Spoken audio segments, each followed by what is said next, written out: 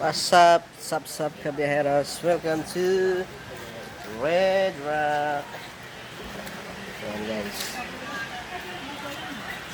Ang Red Rock po ay natatagpuan dito sa may Valencia. Yan, isa sa mga dinadayo na ating mga turista. Isa siyang hot spring. Ayan.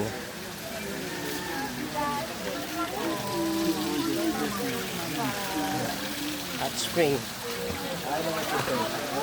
Maligam gamit tubig. Yan init.